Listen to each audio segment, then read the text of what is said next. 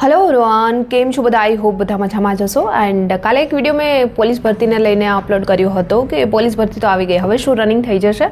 केम के थोड़ा दिवसों बच्या छे 1 मंथ हाथ में आवे या 2 मंथ हाथ में आवे के फॉर्म भराया पछी खबर पड़शे कि कई डेट आवे छे रनिंग नी डायरेक्टली तो न कही शकाय अने लास्ट तो मार्च एप्रिल में पण कहेवाय छे कि छेल्लामां छेल्लुं रनिंग एप्रिल में पण लेवाशे एवुं सांभळ्युं छे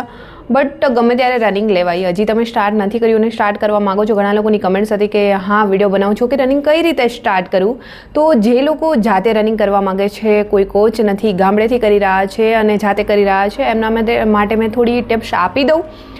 भले मैं तैयारी करूँ न करूँ बट रनिंगना विडियो तमारी जोड़े शेर करीश केम कि मैं मेराथोन रनर छूँ तो मेराथोन माटे घणीवार मैं प्रेक्टिस करवा जती होऊं छूं तो तमारी जोड़े विडियो मैं शेर करीश रनिंग माटेना अने खास करीने जाते तमे ज्यारे तैयारी करो छो ने त्यारे तमारी बाजुमां रहीने कोई रनिंग नहीं करता बट सारूं गाइड करे छे तमने तो पण तमे रनिंग करी लो छो अने कोईनुं सारूं मोटिवेशन जेनाथी पण અને આ સમયમાં જે લોકો તમને નેગેટિવિટી આપે છે નેગેટિવ બોલે છે એમનાથી દૂર રહેવું જોઈએ ખાસ કરીને આ મારું કહેવું છે કેમ કે આ પર્સનલ એક્સપિરિયન્સ છે મારો અને જ્યારે પણ તમે જાતે રનિંગ કરો છો ગ્રાઉન્ડ પર જાઓ છો જઈને ડાયરેક્ટલી ગ્રાઉન્ડ પર દોડવા નથી લાગી જવાનું કે ચલો ભરતી આવી ગઈ તો દોડમ દોડ કરીએ અને અઠવાડિયામાં તો થઈ જ જવું જોઈએ ને અઠવાડિયામાં ટાઈમિંગ નહીં આવે તો ક્યારે બી નહીં થઈ શકે અને આવું નથી વિચારવાનું ઓકે केम कि ज्यारे पर तमे ग्राउंड पर जाओ छो अने रनिंग स्टार्ट करशो पहला तो जईने बेजिक थी तमे पहला स्टार्ट ज करी रह्या छो क्यारे रनिंग नहीं कर्युं तो जईने डायरेक्टली दौड़वा नहीं लागी जवानुं पहला जई अने ग्राउंड पर 3 થી 4 राउंड चालीने लगाओ 3 થી 4 राउंड चालो અને ત્યાર પછી ફૂલ બોડી સ્ટ્રેચ કરો નોર્મલી સ્ટ્રેચ થઈ જાય ત્યાર પછી જોગિંગ કરવાનું છે ધીમે ધીમે 2 થી 3 રાઉન્ડ જોગિંગ કરો અને ત્યાર પછી ધીમે ધીમે દોડવાનું સ્ટાર્ટ કરો પહેલા દિવસથી જ 4 રાઉન્ડ કમ્પ્લીટ કરી લેવા કે બોયઝ છે તો 13 રાઉન્ડ કમ્પ્લીટ કરી લેવા આ રીતે નથી કરવાનું પહેલો દિવસ છે 1 થી 2 રાઉન્ડ લાગે છે તો કંઈ જ વાંધો નહીં ઇનફ છે 1 થી 2 રાઉન્ડ લાગી ગયા એન્ડ 1 થી 2 રાઉન્ડ લગાવી બોડી સ્ટ્રેચ કરો અને ફરી પાછા ચાલવાનું ચાલુ કરો આ રીતે બસ નોર્મલી પહેલા દિવસે રાખો બીજા દિવસે જાઓ છો તો ફરી એ જ તમારે કન્ટિન્યુ કરવાનું છે જેમ કે જઈને ડાયરેક્ટલી 2 થી 3 રાઉન્ડ ચાલવાના છે ફૂલ બોડી સ્ટ્રેચ કરવાનું છે અને ત્યાર પછી 1 થી 2 રાઉન્ડ લગાવ્યા હતા અને 3 રાઉન્ડ લાગે છે તો ધીમે ધીમે લગાવવાના છે તાકાત લગાવીને નથી લગાવવાના 3 રાઉન્ડ સુધી પહોંચી ગયા શ્વાસ કેટલો ચડે છે એ બી જોવાનું છે અને પગમાં ઇન્જરી ન થાય ખાસ ધ્યાન રાખવું અને જે લોકો પાસે શૂઝ સારા ન હોય તો ખાસ કરીને લઈ લો સીન પેઇન થવાનું એક મેઇન કારણ હોય છે શૂઝ જ્યારે શૂઝની અંદર મેમરી ફોર્મ ન હોય અને પગ ડાયરેક્ટલી ધરબાતો હોય ત્યારે સીન પેઇન થવાના પ્રોબ્લેમ વધી જતા હોય છે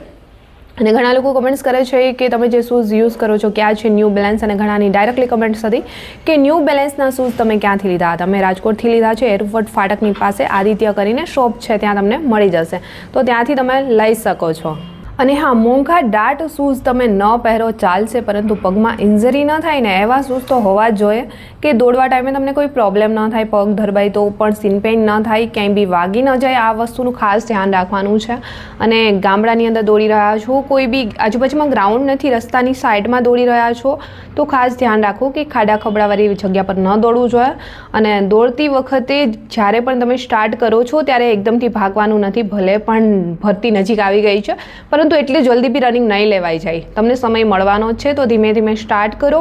અને પહેલાં છે 1 રાઉન્ડ 2 રાઉન્ડ 3 રાઉન્ડ આ રીતે વધારતા જવાના છે પછી 4 રાઉન્ડ ગર્લ્સે કમ્પ્લીટ કરવાના છે અને બોયઝે પણ આ જ રીતે ધીમે ધીમે રાઉન્ડ વધારવાના છે ડાયરેક્ટલી ટેન્શન નથી લેવાનું જ્યાં સુધીમાં રનિંગ આવશે ને ત્યાં સુધી તમારું રનિંગ કમ્પ્લીટ થઈ જશે ગયા વખતે મારી પાસે એવા પણ દાખલા હતા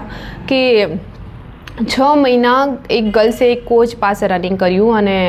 ઓલરેડી ભરતી આવી ગઈ ત્યાં સુધી એમનો 4 રાઉન્ડનો ટાઈમિંગ નહોતો આવતો પછી એ ગર્લ્સ મારી પાસે આવ્યા અને કહ્યું કે અમે તમારા ડેઇલી વિડીયો જોયા છે ગ્રાઉન્ડમાં આવ્યા હતા અને મારા જ ગ્રાઉન્ડમાં રનિંગ કરતા હતા એક કોચ પાસે મેં એમનું નામ નહીં જણાવી શકું અને કહ્યું કે મારાથી દીદી રનિંગ નથી થતું થોડી હેલ્પ કરો 1-2 દિવસ મેં એમની સાથે દોડી જ્યારે મેં રનિંગ કરવા જતી હતી પછી ડેઇલી તો અમે ભેગા ન થતા તો જસ્ટ મેં એને સજેસ્ટ કર્યું કે તમારી પાસે 1 વીકનો સમય છે એની પાસે આઈ થિંક 1 વીક બચ્યું હતું લાસ્ટ તો તમે આ રીતે રનિંગ કરો અને થઈ જશે હિંમત ન હારો કેમ કે એમનું વેટ બી થોડું હતું અને એ જ રીતે એમને જ્યારે પણ ગ્રાઉન્ડ પર આવે છે ને એ રીતે પ્રેક્ટિસ કરી અને અહીંયા ક્યારે ટાઈમિંગ આવ્યો નહોતો પણ ત્યાં ગયા ને ગ્રાઉન્ડ પર તો એમનું રનિંગ કમ્પ્લીટ થઈ ગયું હતું અને પાસ કરીને આવ્યા છે અને જ્યાં સુધી રનિંગ કમ્પ્લીટ નહોતું થતું ત્યાં સુધી એને વાંચવાનું પણ ચાલુ નહોતું કર્યું અને રનિંગ પાસ કરી અને 2 મંથ વાંચી અને એ અત્યારે કોન્સ્ટેબલમાં પાસ થયા છે આવા દાખલા પણ છે